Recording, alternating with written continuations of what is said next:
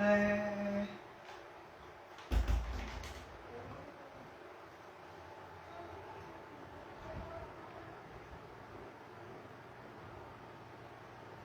Boa noite, gente. Não sei se vocês me ouvem. Eu estou ainda apanhando um pouquinho aqui para poder bulir com o Instagram, com essas redes sociais, porque de fato eu sou bem analógico, tenho pouca prática para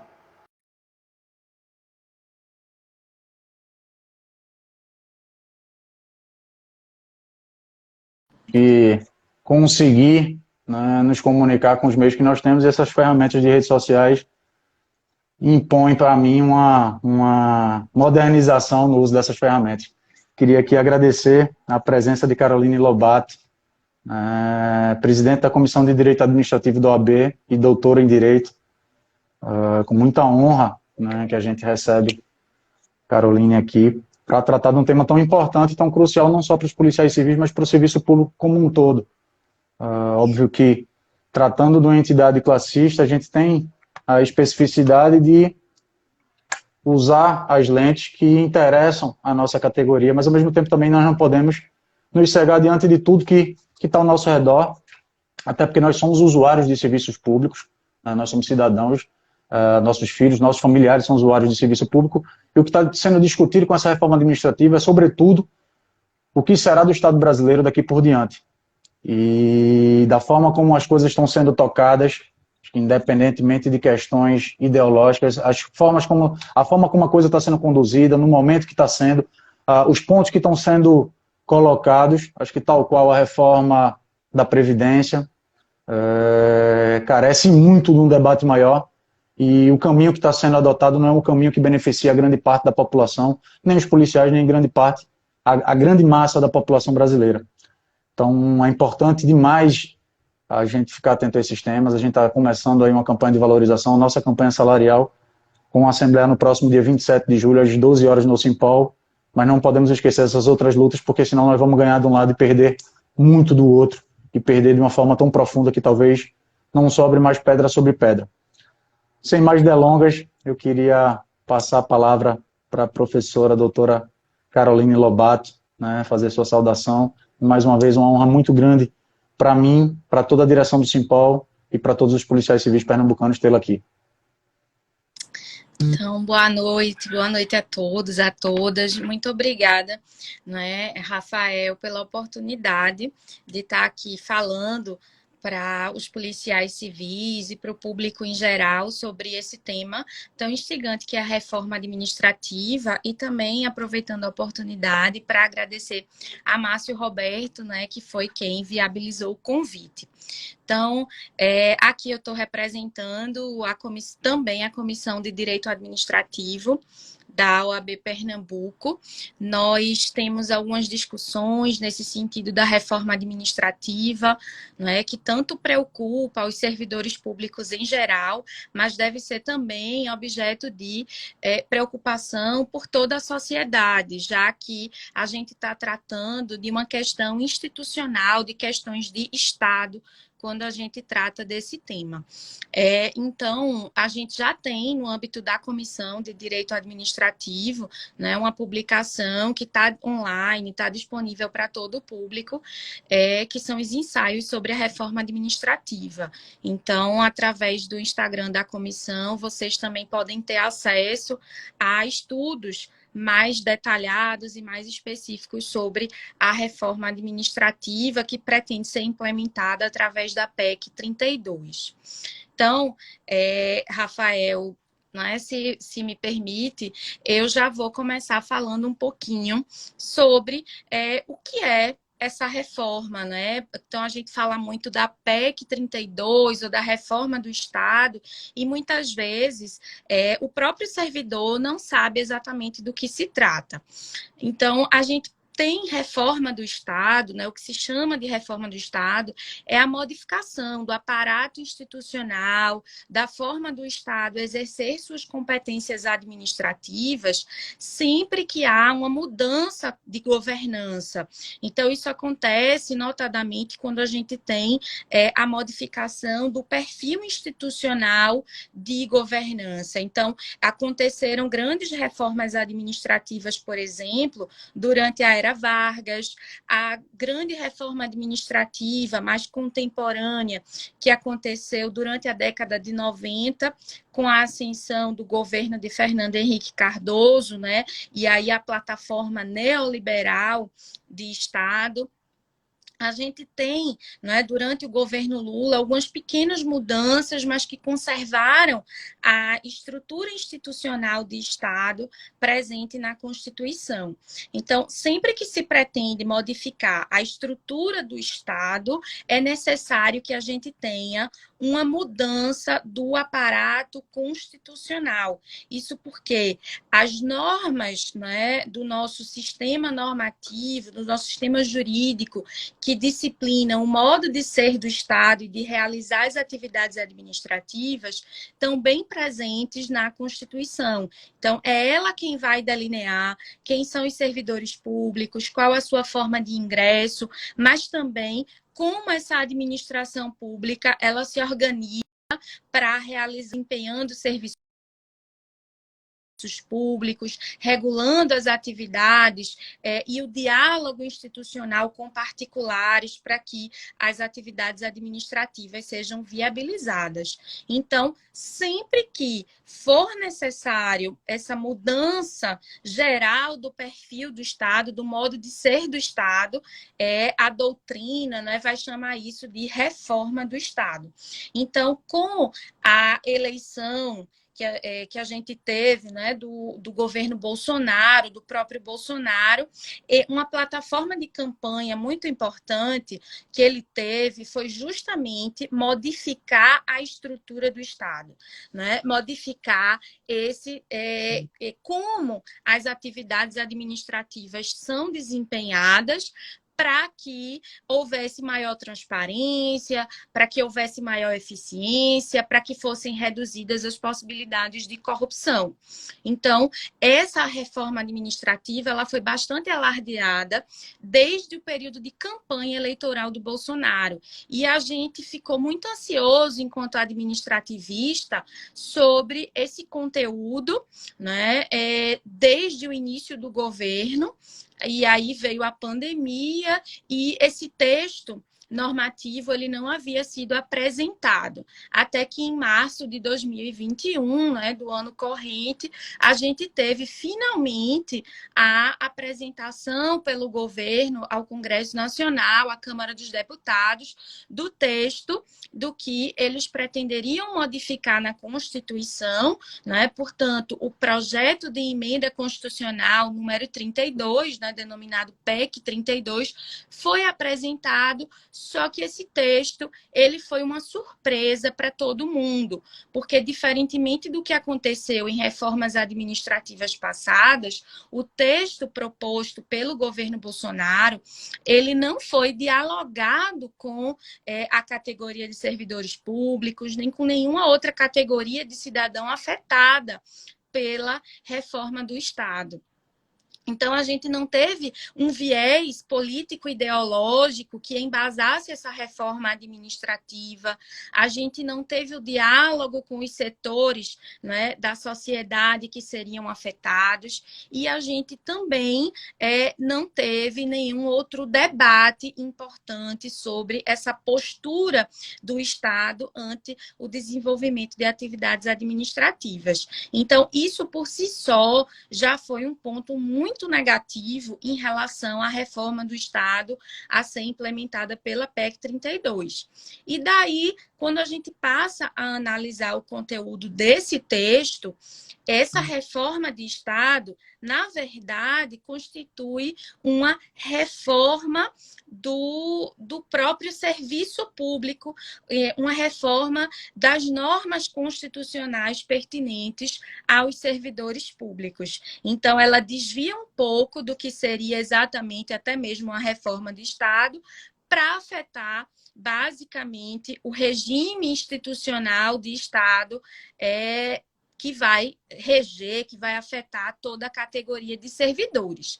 E quando a gente fala em servidores públicos, a gente está falando de servidores públicos civis, porque os militares eles vão receber um tratamento constitucional à parte, não é? Lá no artigo 42 e 142 da Constituição, quando trata, não é, das polícias militares estaduais e também das Forças Armadas. Então, a categoria de policiais civis seria diretamente afetada por todas as modificações implementadas pela PEC 32. Então, há uma preocupação, né, grande em relação a esses impactos, porque afetam diretamente a categoria dos policiais civis como um todo, desde o delegado até o escrivão, o policial que está trabalhando na via pública, né, que está trabalhando diretamente com a ação policial. Então, na minha opinião, o principal impacto é a possibilidade de um enquadramento dessa categoria fora do que hoje a gente tem como sendo as carreiras típicas de Estado. Isso porque os policiais civis, apesar de não exercerem a chamada polícia, não é? Polícia administrativa, exercem um poder de polícia, exercem poderes administrativos importantes, típicos de Estado, e hoje a gente não tem uma regulamentação dessa categoria especificamente em relação a ser uma categoria típica de Estado, mas o tratamento institucional assim considera. Então, o que nós temos hoje é a categoria dos policiais civis, assim como os servidores públicos civis como um todo, protegidos pelo Instituto da Estabilidade dos Servidores Públicos, protegidos pela impessoalidade do modo de ingresso na carreira através do concurso público. E quando a gente tem a reforma administrativa, a gente vai ter uma categorização, né, de vínculos. Então, basicamente, a partir da reforma administrativa, a gente vai ter 5 tipos de vínculos de servidores públicos com o Estado. O primeiro vínculo seria um vínculo de experiência, que viria logo após a aprovação no concurso público e uma nomeação. Então, esse servidor consequentemente, o policial, ele ingressaria na carreira, não de forma definitiva, mas de forma provisória, para exercer um período de experiência, que seria de apenas 1 ano, se ele não for categorizado como uma carreira típica de Estado, e sendo categorizado como carreira típica de Estado, um período de experiência, um vínculo de experiência de 2 anos, para que só depois desse período ele receba uma avaliação de desempenho, uma nota e seja classificado para ter direito a participar definitivamente da carreira de policial, da administração pública como um todo. Segundo vínculo, seria aquele proveniente do cargo público com vínculo por prazo indeterminado. Seria o que nós temos hoje, servidores públicos titulares de cargos efetivos, como a categoria dos policiais, né? Então, você passa a ser um servidor público de maneira definitiva até que seja afastado, né, por interesse da administração pública ou por interesse próprio, ou com o advento da aposentadoria compulsória, que passa a ser aos 75 anos para todo o serviço público, de acordo com a PEC 32. terceira categoria de vínculo seria a do cargo típico de Estado. A gente não tem lei regulamentando essa matéria hoje, isso exigiria uma regulamentação via lei complementar, que não foi editada desde a Constituição de 88, mas a PEC 32, ela não diz o que seriam essas carreiras típicas de Estado, por isso a preocupação desse impacto sobre os policiais. Isso vai ficar a cargo de uma lei ordinária. Já facilita um pouco, né, a regulamentação, porque o quórum, né, e o procedimento exigido para a aprovação de uma lei ordinária é mais simples e, portanto, não é mais fácil a sua aprovação no âmbito do Congresso Nacional. Mas a gente não vai ter uma segurança jurídica sobre essas carreiras, não é? Além disso, a gente teria o vínculo por prazo determinado, aqueles servidores públicos temporários, aí não se aplica em relação à carreira dos policiais, e a gente teria também a regulamentação pela PEC do vínculo dos chamados cargos de liderança e assessoramento. Os cargos de liderança e assessoramento, né, correspondem hoje aos cargos comissionados. Só que pela PEC número 32, os cargos comissionados que só podem ser criados através de lei, dentro de percentuais previstos na lei regulamentadora, eles passam a ser disciplinados, a ter a possibilidade de serem disciplinados através de decreto. Essa é uma outra crítica à reforma do Estado implementada por essa PEC. Ela tem um viés muito autoritário, porque permite que o chefe do executivo discipline uma série de matérias, inclusive pertinentes a servidores, via decreto.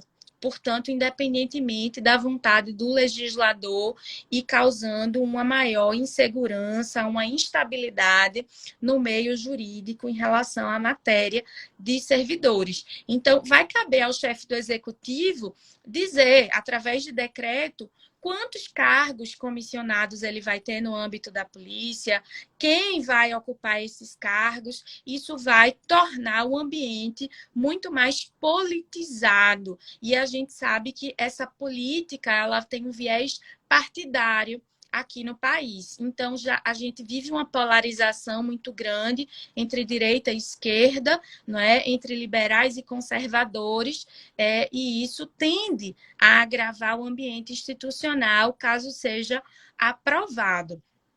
Né? Então, a mudança constante, por exemplo, na chefia de polícia, sempre que o rumo de investigações, o resultado da atividade da polícia judiciária não agrade ao ambiente político administrativo, poderá acontecer. Então, esse é um impacto bastante negativo. Entretanto, todas essas, né, modificações, elas devem ser implementadas para os novos servidores, ou seja, para quem ingressar no serviço público após a aprovação da PEC, após o momento em que ela tiver vigência e o texto constitucional efetivamente for modificado. Então, os servidores públicos que já estão na carreira, eles não deverão ser afetados pelas disposições da PEC número 32. Então, o que vai acontecer é que o cenário, né, vai mudar no âmbito da chefia de polícia, provavelmente. Pode haver uma modificação, né, na carreira, ocasionada pela imposição constitucional. Então, eu tive a oportunidade de, né, verificar que o Estatuto dos Servidores Públicos Civis, né, da Polícia, ele é ainda de 72. Ele é pré-Constituição de 88, embora ele tenha sido adaptado às disposições atualmente vigentes da Constituição. Então, possivelmente, esse estatuto ele vai precisar de uma adaptação às disposições dessa PEC, da nova reforma do Estado, né? Então, essa lei, ela por si só, ela já cria um ambiente mais autoritário, justamente porque vem de um período político bastante autoritário, né? Então, há peculiaridades por exemplo, como requisito de posse no cargo, né, de algum cargo da polícia, você possuir um temperamento adequado ao exercício da função policial. Então, isso é um conceito jurídico indeterminado, passível de arbitrariedade, inclusive. Então, se eu quiser excluir alguém dessa seleção, basta dizer que não tem um temperamento adequado. Agora, o que é esse temperamento adequado, né? É para o ambiente institucional. Então, hoje a gente tem uma jurisprudência do Supremo Tribunal Federal de que o exame, né, psicotécnico, ele não é critério classificatório, ele só é um critério eliminatório. Então, se você for aprovado em exame psicotécnico, será que a administração pública poderia, né, considerar um temperamento inadequado? Na minha opinião, não. Né? Porque isso afrontaria diretamente o perfil constitucional do servidor público. Então, isso vai exigir algumas adaptações. Mas eu falo muito, né? Às vezes eu falo até muito rápido, e a gente combinou previamente, né, com o Rafael, de que isso seria muito menos uma palestra e muito mais uma conversa, né? Então, para evitar que eu fale muito e atenda aos interesses efetivamente da categoria, eu vou passar a palavra para Rafael, para que ele possa, né, direcionar esse debate de uma forma mais contundente. Caroline, agradeço demais pela introdução. Eu acho que esse tema é extremamente relevante, como tínhamos falado no início, né, para todos nós, enquanto servidores, enquanto policiais, enquanto cidadãos. Mas já especificamente em relação à nossa categoria, semana passada nós tivemos, eu e nosso diretor financeiro, Tiago Batista, no Congresso Nacional, especificamente falando com o presidente da comissão da reforma administrativa na Câmara dos Deputados, o deputado Fernando Monteiro, aqui de Pernambuco. Né? E quando chegamos lá, uma coisa que ele insistiu, né, diante das nossas argumentações, a necessidade, primeiro, de tentar tirar esse debate da reforma administrativa para um momento completamente inapropriado. Acho que o momento é da gente cuidar das pessoas, tentar rearranjar a forma de fornecer subsídio para as pessoas que estão, né, muitas delas adentraram novamente na miserabilidade, enfim, dar uma assistência maior à população, e depois a gente discutir o Estado quando tivermos, vamos dizer assim, numa condição normal. Nós estamos num período de anormalidade, e acho que qualquer dispositivo que seja oriundo desse período, ele vai refletir esse momento. E esse não é um momento que vai ser estratificado para o resto das nossas vidas. É um período de exceção. Então, discutir normas, o direito ele funciona muito nisso. Né? As normas que são formuladas de acordo com um determinado período, elas vão, inevitavelmente, né, expor as problemáticas e tentar solucionar os problemas para aquele período. Então, acho que o Estado brasileiro, ultrapassada a questão da pandemia, poderia e deveria fazer uma discussão de uma reforma administrativa com muito mais tranquilidade, ouvindo muito mais o servidor público e atento, fundamentalmente, ao interesse público da maioria da população. A segurança pública é uma atividade super essencial, e o que nós fomos indagar lá, o deputado, já voltando para essa visita que fizemos ao gabinete dele em Brasília, foi o seguinte: e as polícias, especificamente as polícias civis. Por quê? Porque a gente já sabe o quanto esse governo ele tem um tratamento diferenciado em relação aos militares. Na reforma da Previdência eles ficaram de fora, pelo contrário, tiveram um rearranjo na carreira com aumentos. E agora a reforma administrativa eles também de fora, e nós colocamos a polícia como é que vai ficar? Ficará como carreira de Estado ou não?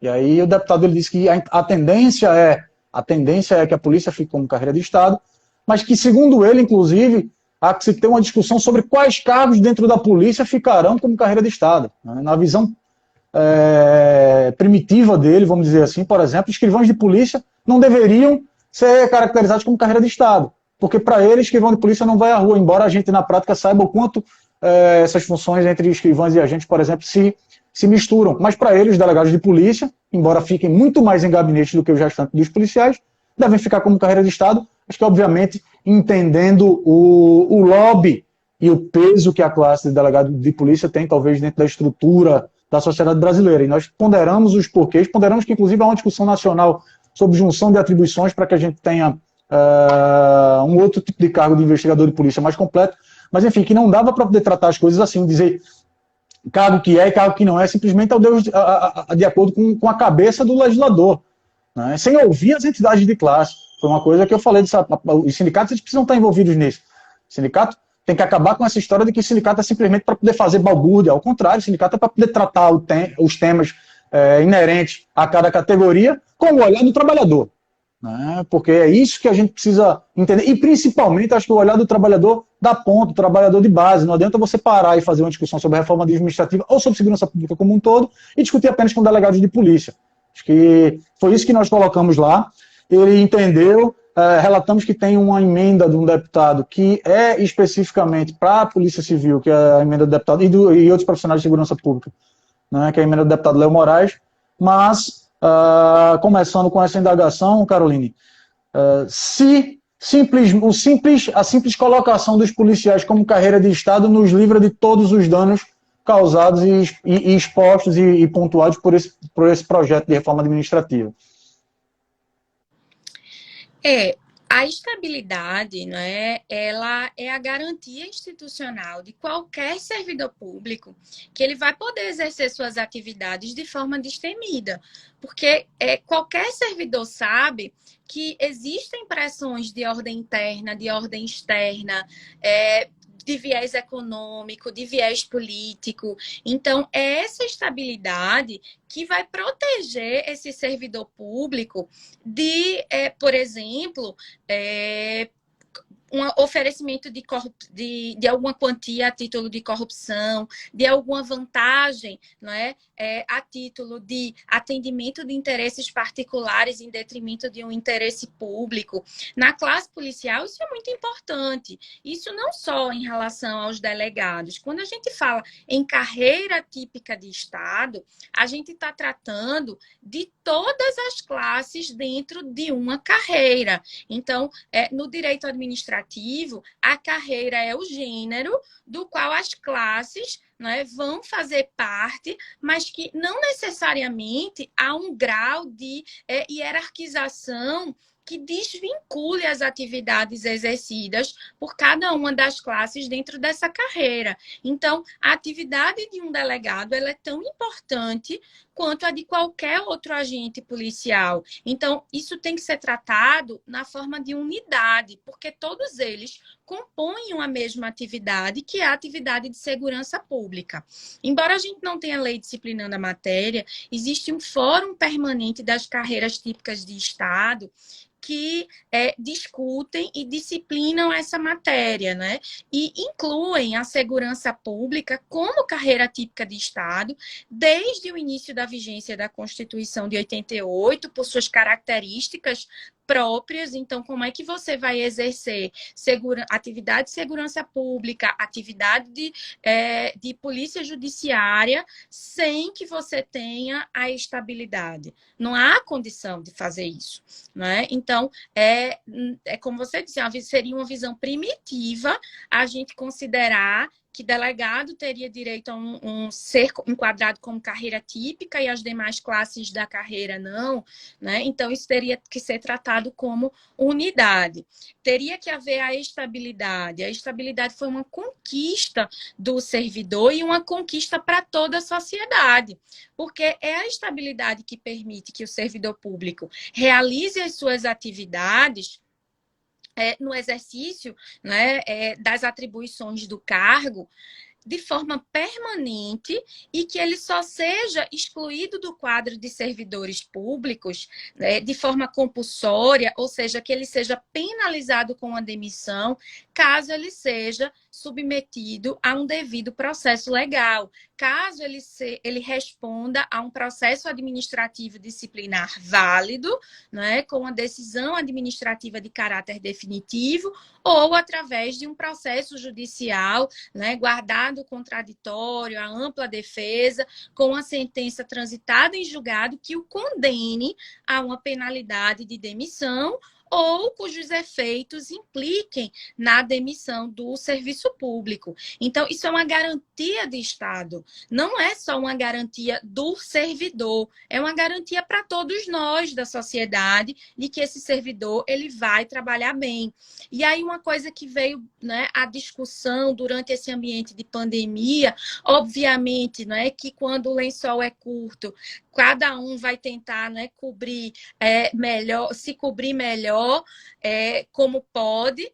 Mas veio a discussão de que, ora, eu sou trabalhador da iniciativa privada, de repente estou sofrendo redução salarial, estou sendo demitido, enquanto os servidores públicos têm uma garantia, não é, do seu trabalho, têm uma garantia da sua remuneração, até mesmo, não é, estando privado do exercício de suas atribuições. Não é bem assim.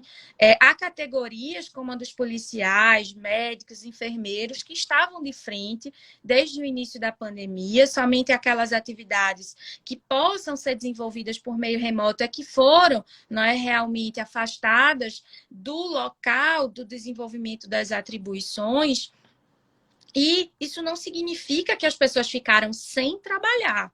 Isso significa que as atribuições que poderiam ser realizadas por meio remoto foram realizadas através de trabalho remoto. E por isso a garantia, não é, de remuneração.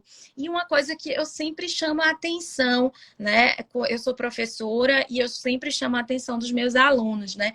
Serviço público não é o melhor dos mundos. Isso porque, enquanto trabalhador da iniciativa privada, né, enquanto ele tem um vínculo empregatício, ele tem a garantia de redutibilidade, ele tem a garantia da sua remuneração, o servidor público, ele vai estar vinculado a um orçamento.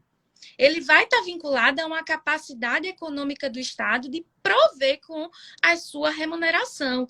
Tanto assim que o artigo 169 da Constituição prevê, dentro de uma gradação, até mesmo a possibilidade para cumprimento da lei de responsabilidade fiscal de exoneração de servidores públicos efetivos dentro do atual quadro institucional, né? Para garantir que o orçamento, ele caiba dentro do quadro de servidores. O limite de endividamento público com servidores ela é relativamente alto, né? Então, a União pode gastar aí até 50% do seu orçamento com pessoal, e os gastos com pessoal em estados e municípios é de até 60% de sua capacidade, né, de orçamentária. Então, isso é muito alto e, mesmo assim, os entes federativos vivem batendo esse teto. Então, crise econômica, crise no Estado, crise fiscal gera instabilidade remuneratória do servidor público. Pode gerar atrasos, pode gerar o não pagamento de verbas remuneratórias do servidor, e isso é muito grave, porque instabiliza o serviço público como um todo. Então, a gente vai ter uma precarização das classes, uma precarização do serviço público, se essa reforma administrativa for aprovada com esse texto, que precisa ser debatido e que tem trechos flagrantemente inconstitucionais, apesar da Comissão de Constituição e Justiça ter aprovado, né, esse texto da forma em que ele foi proposto, né, monocraticamente assinado apenas pelo ministro da Economia, o Paulo Guedes, e isso é muito grave por si só. Caroline, tem outro detalhe que nós nos debruçamos aqui no sindicato sobre essa reforma, que é o seguinte: mesmo que sejamos enquadrados como carreira típica de Estado, ainda assim, a proposta de reforma administrativa ela diz que, em caso de paralisação dos serviços, mesmo essas carreiras típicas de Estado, elas podem ter uma contratação temporária para suprir essa paralisação. Ou seja, resumidamente, se os policiais civis, por alguma razão, entrarem em operação padrão ou deflagrarem uma greve, o Estado poderia ter, com essa reforma administrativa, a capacidade de contratar servidores policiais temporários. É isso o que prevê lá? Sim, os temporários hoje, eles são disciplinados através de leis próprias, leis ordinárias dos entes administrativos. Então, no âmbito da União, a gente tem a Lei 8.745, que disciplina quais são as hipóteses, né, de contratação de servidores públicos temporários, que são admitidos somente em situação de excepcional interesse público. Esse excepcional interesse público, ele não vai além para abarcar as situações de greve no serviço público, né? E com a reforma, né, com essa nova emenda constitucional, abriria essa janela, né, ou essa porta para que a administração pública tivesse essa carta política na manga, né? Na verdade, é uma carta política de deflagrar, por seleção pública simplificada, essa contratação de servidores públicos temporários, que seriam aqueles servidores públicos com vínculo por prazo determinado. Mais ainda grave que isso é que hoje, para a administração pública fazer isso, ela precisa da aprovação de uma lei criando esses cargos temporários dentro da estrutura administrativa. Então, dentro do período, né, de operação padrão, de um período de greve, você não tem, na prática, condições de viabilizar essa contratação de temporários. Mas com a PEC, você vai poder ter a criação desses cargos, né, através de decreto. Então, uma simples canetada vai permitir que cargos temporários sejam criados, né, da noite para o dia, e que numa situação de greve sejam admitidos servidores públicos temporários. O critério de admissão, ele é extremamente questionável, porque uma seleção pública simplificada pode ser seleção de currículo, pode ser uma redação, pode ser qualquer tipo de critério objetivo, que a gente sabe que não é tão objetivo assim, e isso vai realmente reduzir, né, essa capacidade de barganha que o servidor, que o trabalhador tem através da sindicalização e do exercício do direito de greve. Então, eu falei isso, Carolina, porque para deixar bem claro para a categoria o quanto ataca diretamente essa reforma o próprio funcionamento do sindicato. De nada vai adiantar, vamos dizer assim, os sindicatos, se o Etevaldo Ventura perguntando se isso atinge os profissionais de segurança. Sim, Etevaldo, exatamente. Sim. Mesmo as carreiras típicas de Estado, eles podem ter essa seleção simplificada se estivermos fazendo um movimento reivindicatório. Ou seja, o próprio sindicalismo ele vai ser atacado, a própria capacidade de buscar valorização das categorias policiais, ela vai ser frontalmente atacada, ao ponto da chantagem de ser posta da seguinte forma, resumidamente, né? Se vocês forem para o movimento buscar mais salário, vocês podem perder o que vocês já têm hoje, então é melhor ficarem quietos. Essa é a grande questão. Não há a possibilidade da gente rediscutir a carreira com as ferramentas usuais de movimentação da classe trabalhadora, como nós somos policiais, que somos trabalhadores policiais, mas trabalhadores públicos, o que nos deixa completamente à mercê da vontade política. Eu acho que o grande problema, um dos maiores problemas, na verdade, dessa PEC, é justamente, eu vou fazer um paralelo talvez até muito rasteiro, muito simplificado, mas a meu ver é isso, essa reforma administrativa ela vem para precarizar o serviço público, da mesma forma que a reforma trabalhista precarizou a iniciativa privada, né? Então, essa é a condição que está sendo colocada, e é por isso que todos os servidores públicos, policiais, não policiais, precisam entender que é uma reforma que ataca frontalmente o Estado brasileiro. Que o serviço público ele foi feito não para servir ideologia de esquerda, de direita, de centro. É para servir a população brasileira com políticas públicas perenes, independentemente do governante de plantão. E dessa forma como a coisa está sendo colocada, eu queria que tu pudesse, se você pudesse esmiuçar um pouco mais essa questão da precarização e dessa questão dos comissionados e o quanto isso tornará o Estado brasileiro um Estado politizado e ideologizado. Hoje nós estamos com um governo de direita ou extrema-direita para alguns, né? Amanhã estaremos com um de esquerda e a política pública ela vai mudar de acordo com essa vontade, a despeito do interesse público, do interesse da população brasileira, que, independentemente de esquerda ou direita, ela passa fome, ela carece de segurança, ela carece de habitação, ela carece de serviços públicos que vão ser precarizados, até porque essa reforma ela abre a possibilidade de privatização de muitas áreas do serviço público, né? Então, para terminar a minha fala e passar para ti, eu acho que essa questão do comissionamento, do aumento dos comissionados, eu queria que tu falasse o quão isso pode ser danoso para o serviço prestado, para nós, enquanto prestadores de serviço, e também como receptores de serviço público. Esse problema dos cargos comissionados, né, e o grande problema aí é a forma de ingresso, né, das pessoas nesses cargos comissionados, é um problema fulcral na administração pública brasileira.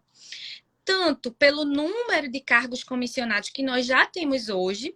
Então, a título comparativo, eu sempre faço, né, essa perspectiva de comparação. Então, a França, que é o berço do direito administrativo, que é de onde a gente trouxe todo o perfil normativo, institucional de Estado, de perfil de administração pública, tem hoje cerca de 3.500 cargos comissionados na administração pública do país inteiro. A título comparativo, somente no Poder Executivo Municipal, aqui no Recife, a gente tem mais de 3.500 cargos comissionados. Hoje, no Brasil, eu nem saberia dimensionar o quantitativo total de cargos comissionados. A emenda constitucional número 19 de 98, que implementou a reforma administrativa da década de 90, né, deu esse fechamento, tentou resolver o problema do acesso a cargos comissionados, que, ao invés de atender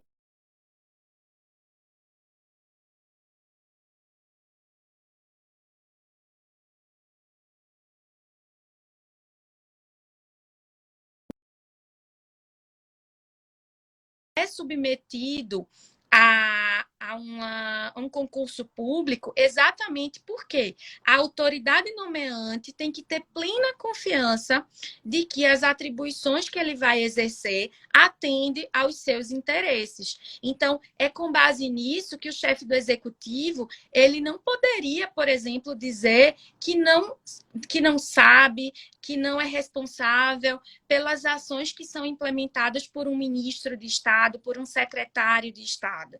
Porque as ações desenvolvidas no âmbito desses cargos comissionados são uma extensão das atividades da própria chefia do executivo, por exemplo. Então, cargo comissionado, nos moldes da emenda constitucional número 19 de 98, foram delimitados apenas para cargos de chefia, direção e assessoramento, exatamente para reduzir a possibilidade de que os entes federativos, através de lei, fossem criando um sem número de novos cargos comissionados. Então, nem mesmo essa limitação foi capaz de reduzir o número, né, de cargos comissionados, que é crescente, porque atividades muito simples são enquadradas como sendo de chefia, direção e assessoramento. Então, você vai ter órgão público composto por um único servidor que tem um cargo comissionado de chefia e ele não chefia ninguém além dele mesmo, né? Então, o que poderia ser uma piada acaba sendo uma piada de mau gosto com o cidadão brasileiro e que é viabilizada através de normas, de leis que criam e disciplinam o funcionamento desses cargos em comissão ou em confiança. Então, com a PEC número 32, a gente vai ter uma ampliação, vai ter a possibilidade, a facilitação da criação de novos cargos dessa dimensão, né? Embora não sejam cargos comissionados propriamente ditos, esses cargos de liderança, como a PEC denomina, eles vão poder ser ampliados através de decretos e, com isso, a gente vai ter uma ampliação de um fenômeno que é visto não somente aqui no Brasil, mas também em outros países, né, que é a chamada partidocracia. que é o jogo político entre partidos para barganhar um número maior de cargos comissionados, de cargos de liderança dentro da estrutura administrativa do Estado, tanto para ampliar o seu poder político, quanto para contemplar mais pessoas, né, mais amigos do rei nesse ambiente político administrativo. Então, é muito grave se pensar, né, na ampliação desses cargos de liderança, é muito grave que esses critérios eles não venham definidos através de lei específica.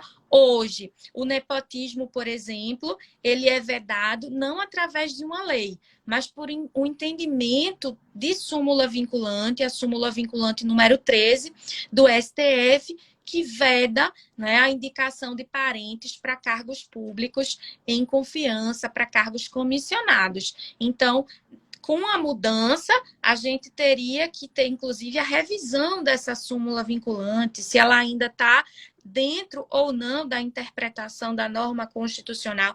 Então, imagine, né, o descontrole, a desconstrução do ambiente institucional que a gente vai ter, além de munir, não é, o que a gente chama de uma confusão entre a política de Estado e a política de governo. A Constituição, ela define qual deve ser a política de Estado. A política de governo, sim, ela pode mudar de acordo com a estrutura do mandato eletivo, né? E o que a gente vê a partir dessa reforma, e que é muito criticado, inclusive pelo professor Francisco Queiroz Cavalcante, né, diretor da FDR, e que foi um precursor, a última audiência pública que a gente teve no Congresso, ele teve a oportunidade de fala, exatamente no sentido de que a gente tem uma munição das políticas de Estado com essa confusão do ambiente político partidário. Então, a gente vai passar a ter com essa PEC uma institucionalização como política de Estado da política atual de governo e que é extremamente autoritária, que pode ser extremamente arbitrária diante das conquistas democráticas que nós tivemos ao longo de todo o período, né, desde 1998. Eu costumo usar como exemplo, Caroline, os números dos estudos prévios que tem sobre o aumento que teria nos cargos comissionados no âmbito do Poder Executivo Federal, no âmbito do governo federal, em relação ao que tem hoje. Salvo engano, são cerca de 7 mil comissionados na estrutura do Executivo Federal hoje. Com a aprovação dessa PEC nos moldes em que ela está sendo proposta, nós saltaríamos de 7 mil para 90 mil comissionados, né? Então, isso propicia um autoritarismo estatal, como você falou, a saída de políticas de Estado para a entrada de políticas de governo, de políticas ideológicas, e isso aí acarretará em levar o Estado brasileiro para uns moldes do que hoje a gente observa, por exemplo, na Venezuela, né? Um Estado, uma ditadura de esquerda, né? Mas que ocupou o Estado e retirou as políticas públicas de Estado para incluir políticas de governo. E é o que essa proposta ela acaba sendo colocada. Eu acho que o que nós temos que ter em mente é a defesa do Estado brasileiro para todos, né, e que ele funcione para todos, independentemente da ideologia que esteja governando o país no momento, né? Não podemos deixar que esse autoritarismo, nos moldes venezuelanos, se instale no Estado brasileiro, seja ele para a esquerda, seja para a direita. E aproveitando esse contexto, eu recentemente, há um mês e pouco atrás, na Rádio Pública, eu participei de um debate com outros sindicalistas sobre o serviço público, pegando o gancho que tu deste aí em relação à França. Eu acho que uma coisa que precisa ser desfeita, primeiramente nos próprios servidores, que muito servidor público acha que o serviço público é o problema do Estado brasileiro, é um atrapalho, né? Que o serviço público ele afunda e deixa o Estado brasileiro muito lento. Eu costumo fazer um comparativo nesse debate que nós fizemos, foi evidenciado um percentual entre servidores públicos e a população de cada país. Né? E aí, aqui, para deixar muito claro que não é uma questão, não é um comunista, não é socialista, não. Eu vou falar aqui de estados extremamente capitalistas. Os estados os países com os melhores IDHs do mundo, eles têm uma proporção de servidores públicos muito, muito, muito, muito além do que nós temos no Brasil, por exemplo. Salvo engano, o primeiro país em termos de quantidade de servidores públicos, Dinamarca ou a Noruega. 30% da população norueguesa é servidora pública. 30%. E aí nós vamos descendo. Suécia, Finlândia, 29,7%, 29,6% e tal. Estados extremamente capitalistas. E quando a gente chega para o Brasil, a gente chega a um percentual de 1,7% da população apenas é servidor público. Então, eu acho que isso comprova matematicamente que o Estado brasileiro ele não é inchado. Ele pode ser mal dividido. Ele pode ter ilhas de excelência, como a Receita Federal, como a magistratura, como o Ministério Público, mas o grosso do serviço público, 95% dos servidores públicos, eles recebem muito mal. Eles trabalham muito. A gente tira o exemplo nosso dos policiais civis, que trabalhamos em péssimas condições de trabalho, com um efetivo a metade do que deveria ser para poder dar conta do serviço de 30 anos atrás, da população de 30 anos atrás, né? E agora nós estamos falando de precarizar mais ainda a condição de trabalho desse servidor. Então, o policial, o servidor público, ele primeiro tem que se convencer que esse discurso ele não é verdadeiro. Esse discurso de que o serviço público ele é um atrapalho para o progresso do país é uma falha, é um equívoco, né? É um tiro no próprio pé. Pelo contrário, nós precisamos de mais serviços públicos, melhores divididos, melhores equacionados, mas de mais serviços públicos para a maioria da população. Eu acho que é essa a grande discussão, e a gente, por isso eu volto a dizer, não dá para poder imaginar que uma discussão tão cara, tão profunda e tão sensível sobre o Estado brasileiro como um todo seja levada a toque de caixa no meio de uma pandemia, sem a possibilidade de discussão com a sociedade como um todo. Então, Carolina, eu queria, né, que você, dentro dessa problemática, né, nos falasse o quanto o serviço público é importante, inclusive, para diminuir as desigualdades no país e o quanto o policial e o serviço de segurança pública está inserido dentro desse debate. É importantíssimo esse debate, não é? O serviço público, ele é a principal atividade administrativa do Estado. E serviço público, ele vai englobar toda e qualquer atividade que venha a ser desempenhada a bem do interesse público. Então, existe serviço público no âmbito de todos os poderes todos os poderes de Estado, né? Então, a gente vai ter serviço público no âmbito do executivo de forma preponderante, mas também no legislativo, judiciário. E é importante a gente consignar que são os serviços públicos bem organizados, são os serviços públicos prestados devidamente que vão permitir que a sociedade ela funcione de maneira adequada. Então, nos países mais desenvolvidos, né, dos chamados países de primeiro mundo, o que a gente vai ter, diferente do que acontece aqui no Brasil, é o chamado maior índice de retorno dos investimentos. Então, o que é que acontece? Aqui no Brasil, a gente tem uma carga tributária muito alta, sim, mas ainda é uma carga tributária compatível com o que é cobrado e arrecadado em países desenvolvidos. Então, não é uma carga tributária além do que é cobrado em outros países.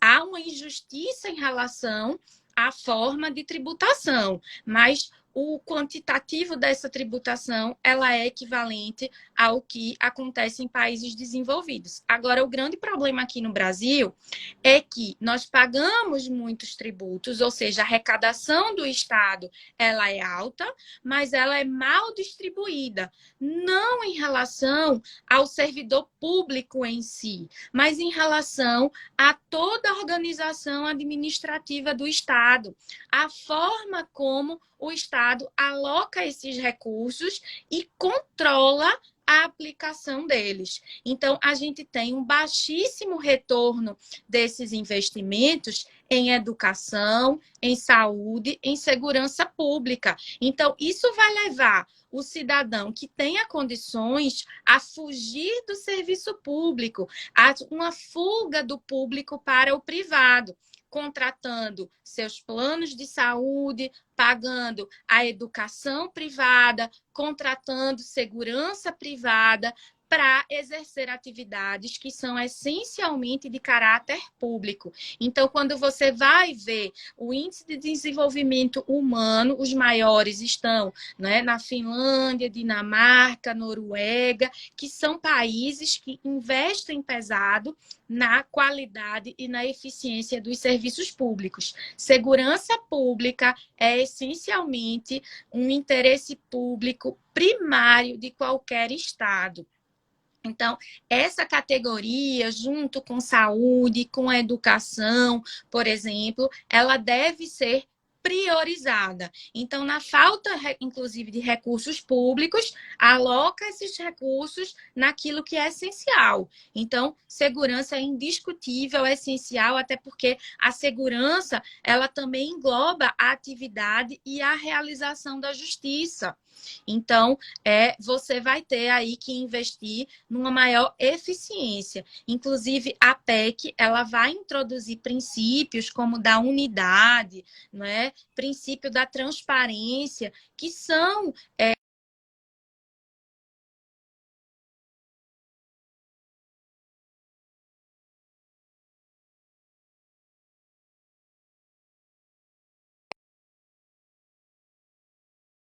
serviços públicos. Basta que você tenha a implementação do que já existe. Inclusive, um argumento para essa reforma do Estado é melhorar a eficiência através da instabilização do vínculo do servidor público, que vai ter medo de perder o seu cargo e vai trabalhar mais e melhor. Isso não se aplica na prática e você já tem um instrumento que assegure isso na Constituição. A própria Constituição de 88, desde a reforma de 98, foi introduzido o Instituto da Avaliação Periódica de Desempenho. Então, todo servidor público, ele deveria ser submetido a uma avaliação periódica de desempenho, sendo que a gente não teve a regulamentação dessa matéria para que ela fosse implementada na prática. Então, a gente teve um projeto de lei de 98, que até hoje, né, tramita no Congresso, porque ele foi aprovado na Câmara, mas quando chegou no Senado, teve algumas modificações e isso voltou para a Câmara, voltou para a discussão e até hoje não foi aprovado. A gente tem um outro projeto de lei de 2019, que tem um viés muito mais atual, né, e que regulamenta de uma maneira bastante adequada à matéria. Então, esse projeto de lei de 2019 diz, por exemplo, que um servidor que tiver 3 avaliações negativas consecutivas poderia ser demitido do serviço público, ou 3 de forma, ou pelo menos 3 de forma alternada. Então, é algo muito mais factível, que só depende de uma regulamentação legal, que não aconteceu até hoje, e é muito mais fácil de aprovar do que você aprovar uma emenda constitucional no Congresso. Então, na verdade, falta vontade política de melhorar a qualidade da gestão pública, de melhorar a eficiência disso, sobretudo porque a gente tem uma proteção da classe política aqui no Brasil. Então, os políticos, eles nem são enquadrados como servidores públicos, eles são enquadrados numa categoria à parte dos agentes políticos pela própria Constituição, lá no artigo 37, inciso 11 da Constituição. Então, para eles, você tem vários privilégios não extensíveis a servidores públicos comuns, que são a grande massa, né, daqueles que viabilizam os serviços públicos. Então, você vai ter agente político com direito a carro com motorista, a várias verbas indenizatórias como auxílio moradia, que todos nós, né, vamos viabilizar nossa moradia através do pagamento de aluguel, da prestação da casa própria, de economias, seja lá como for, todo mundo vai viabilizar sua moradia sem a ajuda do Estado. Então, por que os agentes políticos precisam de tantos auxílios? Auxílio moradia, auxílio paletó, de toda a ordem, não é? Complementando os penduricalhos remuneratórios. e o servidor público propriamente dito vai ter aí um vencimento, né? Ou seja, um piso remuneratório definido em lei, que o próprio STF já definiu, pode ser inferior ao valor do salário mínimo, desde que as verbas remuneratórias variáveis complementem esse valor e os vencimentos como um todo superem o valor do salário mínimo vigente no país. Então, há uma discrepância muito grande. Talvez, se os agentes políticos utilizassem dos serviços públicos, eles tivessem uma maior preocupação com a qualidade. Então, o prefeito de Nova York anda de metrô e a gente tem, todo mundo sabe da qualidade do serviço de transporte, das linhas, né, de metrô subterrânea da cidade de Nova York. Enquanto aqui a gente tem uma linha metroviária extremamente defasada, precária, que vive quebrando, né? Então, hoje, por exemplo, eu estava passando no feed, o Recife Ordinário estava mostrando uma imagem absurda, né? Do pessoal de segurança do metrô empurrando as pessoas para conseguirem caber espremidas dentro daquele metrô num período de pandemia. Em qualquer outro período, isso já seria absurdo. Imagine uma aglomeração dessa num período de pandemia, né? Então, isso demonstra que a qualidade e a eficiência dos serviços públicos dependem muito menos do empenho dos servidores, depende muito menos, não de mudanças legislativas do que realmente do empenho político em fazer valer o quadro normativo vigente, né, e que a gente já poderia implementar facilmente no país. Eu gostaria de saber se os deputados e senadores apoiariam essa reforma administrativa se eles estivessem dentro dela. Acho pouco provável. Há uma tentativa, né, histórica, né, no Estado brasileiro de precarizar os serviços, né, de deixá-los minguarem. O metrô é um exemplo disso. O metrô do Recife é um projeto de 40 anos atrás que nunca foi expandido. As mesmas composições que funcionam hoje são as composições que foram, boa parte delas, adquiridas na inauguração do metrô do Recife. Por quê? Porque querem privatizá-lo. Então, se precariza, deixa ele mostrar toda a ineficiência pela falta de aporte financeiro para dizer, está vendo que precisa privatizar, e isso não necessariamente é uma garantia de que os serviços vão, depois de privatizados, melhorarem. A gente tem inúmeros exemplos disso, a CELP é um deles. Mas, enfim, esse intuito de precarizar o Estado brasileiro, embora a gente pague o que a gente paga a título de tributo, né, que se esvai e não chega na população pela corrupção e pela falta de interesse político. E aí a gente está observando que a corrupção, ela da esquerda e da direita, é algo endêmico na classe política desse país.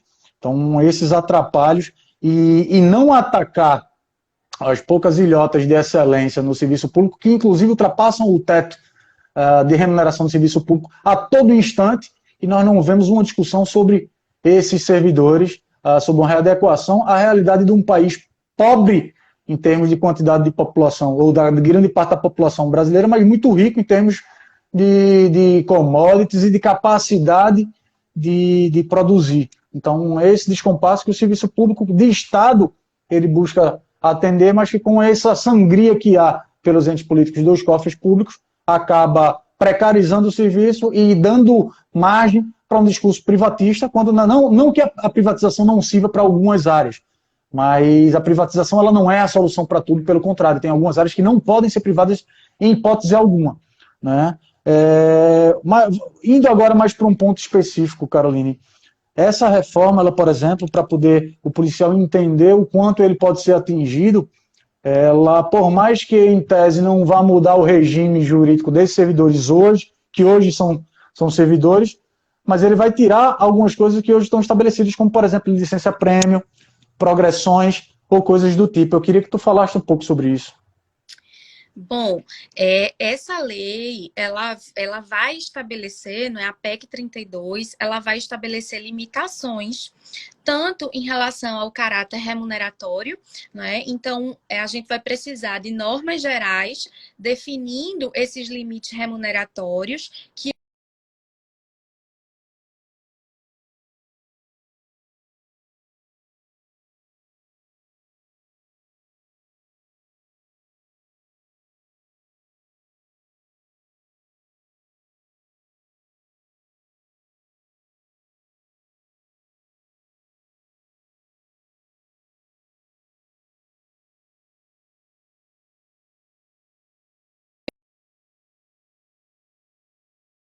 isso é extremamente raro de acontecer em relação aos servidores públicos propriamente ditos, né? A grande massa de educação, saúde e segurança pública.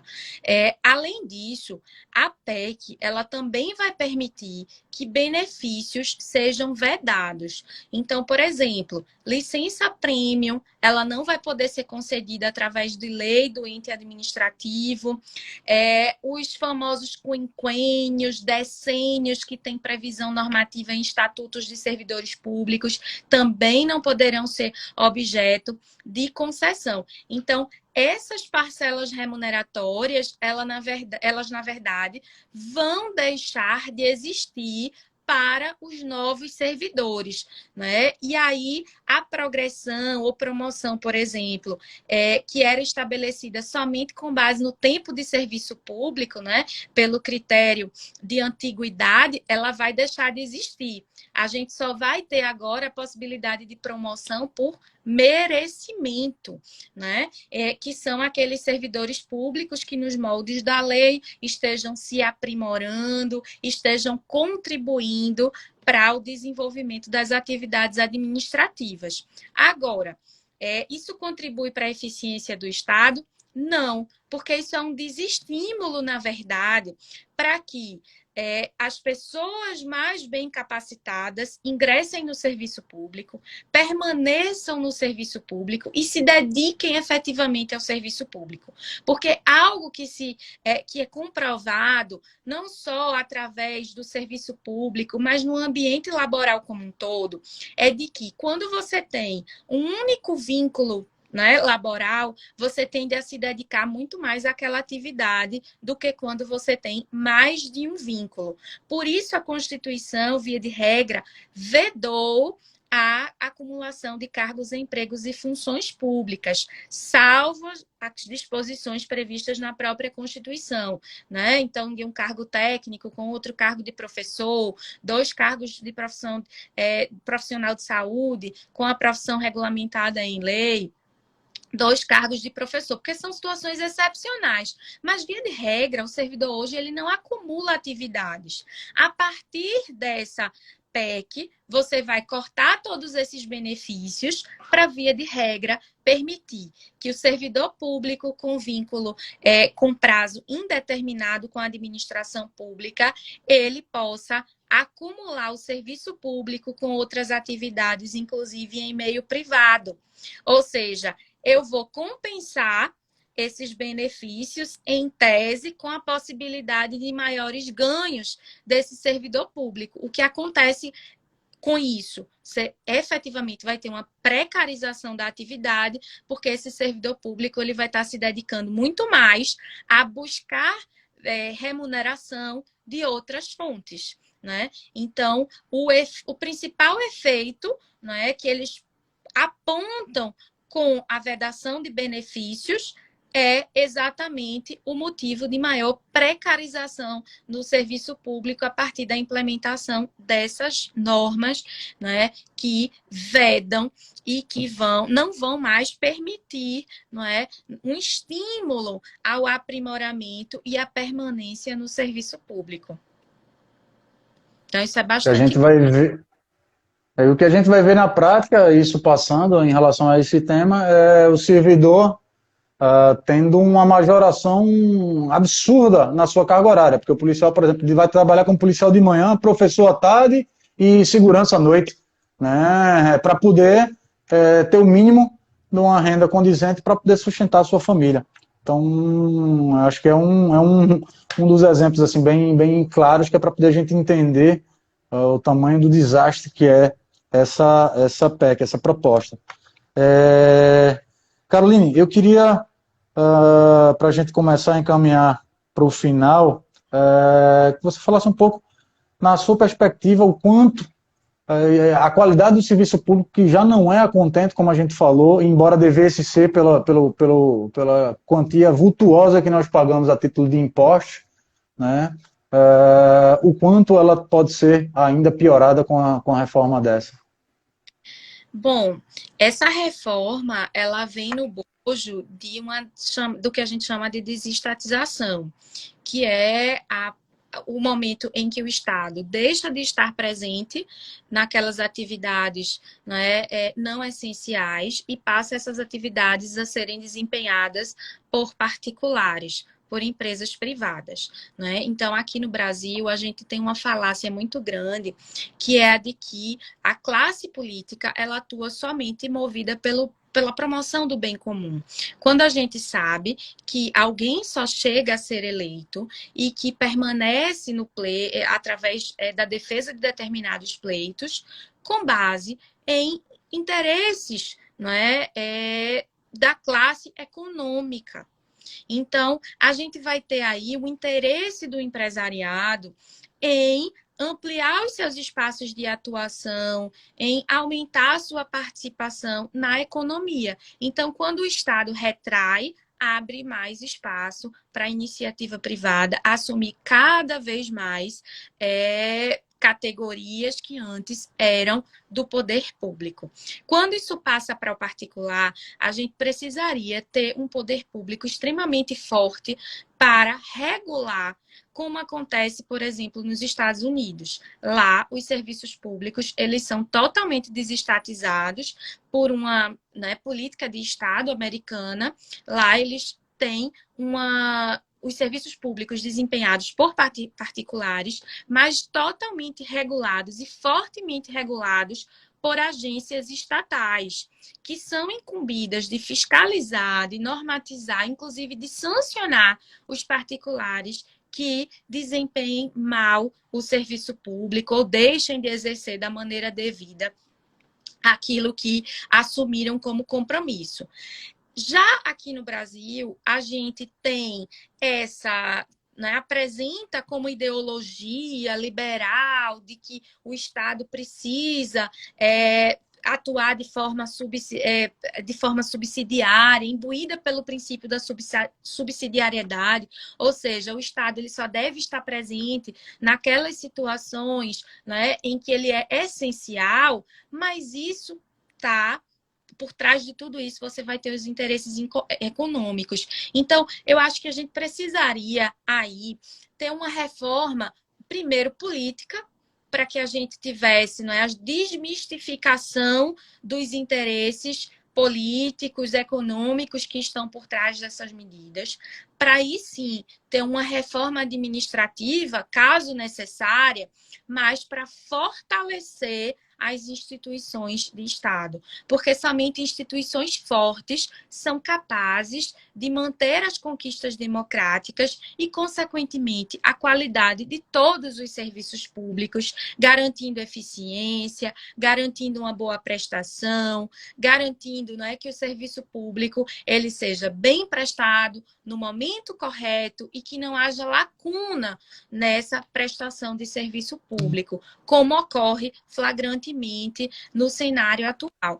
Então, um aparelhamento do Estado é essencial para que os serviços públicos eles sejam bem prestados. Isso não envolve apenas recursos públicos, emendas parlamentares, para que seja viabilizado. Exemplo disso é que, durante o governo Lula, o início do primeiro mandato do governo da Dilma, você teve recursos públicos aí de toda a ordem para fomentar o desenvolvimento econômico, para fomentar o que seria uma boa qualidade dos serviços públicos. Mas o que você teve em contrapartida foram parcerias público-privadas, foram concessões que não deram certo, não é? Os elefantes brancos provenientes das grandes obras decorrentes da Copa do Mundo, das Olimpíadas, que só comprovam, né, que aqui no Brasil há uma necessidade de melhor qualidade dos serviços públicos, mas não apenas promovido pela classe política e administrativa, mas também pelo controle institucional que deve ser realizado pela própria população, né? A diferença entre os serviços públicos brasileiros ou de qualquer país desenvolvido, notadamente, é o poder de barganha da população frente à classe política e administrativa. Então, nós também precisamos fazer o nosso papel de cidadão em cobrar do poder público que isso seja, não é, prioridade em relação às demandas administrativas, em relação aos feitos político-administrativos. Tu falaste aí uma coisa, acho que fundamental. Nós precisamos de instituições sólidas e fortificadas, empoderadas, que é uma palavra muito usada no momento, e não existirá essas instituições sem o fortalecimento do servidor, né? Nós temos que fortalecer o servidor, porque quem é a personificação do serviço público, é a realização pessoal, né, do serviço a ser prestado à população.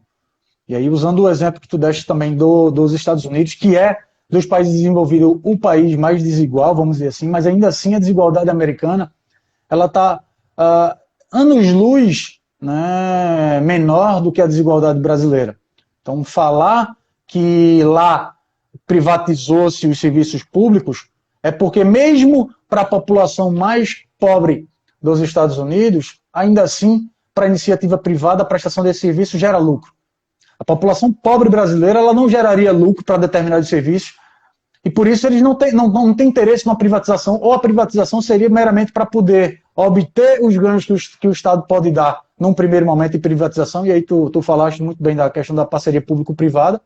A iniciativa, os empresários eles obtiveram o dinheiro, o financiamento público do governo e depois deixaram a bomba para o próprio governo, né? Ficaram com o bônus e deixaram mais uma vez o ônus não para o governo, mas para a população do país, para a população dos estados. Então, é por isso que esse modelo ele tem que ser muito bem discutido, e eu acho que é fundamental, como tu falaste, o fortalecimento do serviço público, das agências reguladoras. Isso não vai existir sem a gente ter um investimento maciço, pesado, tanto na garantia para que o servidor possa exercer o seu serviço a despeito de qualquer ideologia de política momentânea que esteja governando o país, o estado, o município, que seja, e remunerações fortes. Isso não quer dizer complacência com o mal feito do servidor. Isso não quer dizer que o servidor ele não possa ser, como já é, no caso da polícia, muitos policiais aqui sabem o quanto a gente sofre na pele com o uso desse instituto do nosso Estatuto do Servidor Público, que remete a 1972, época do auge ainda do período de exceção e do autoritarismo no país, e que isso recai sobre nossas costas, por mais que ele tenha tentado se adequar à nova ordem constitucional pós-88, ainda assim tem coisas esdrúxulas lá estabelecidas, como, por exemplo, o policial civil aqui em Pernambuco ele pode ser penalizado administrativamente porque deve. Um dos incisos de infração administrativa é dever na praça, sabe? Isso é uma coisa assim absurda, até porque o servidor público e o policial civil hoje de Pernambuco, que tem um dos piores salários do país, aquele que não está endividado, ele é um bom e bem afortunado, né? Então, acho que é essa discussão que... Isso consignado aí, né? Pois é. E agora, né, a gente está sendo muito procurado porque houve, por parte do governo federal, um aumento de 5% na margem consignável, e nossos policiais estão batendo na porta do sindicato diuturnamente, perguntando, vai aumentar, nós já solicitamos a Secretaria de Administração, está no trâmite dentro do Estado, mas eu lhe confesso que é muito temerário isso, porque o policial vai se endividar mais, vai ficar mais com a corda no pescoço, e a perspectiva é muito ruim para conseguir sair disso. Mas, enfim, por isso que a gente tem que ter uma educação financeira também muito grande nesse momento para conseguir lidar com o pouco ordenado que nós temos.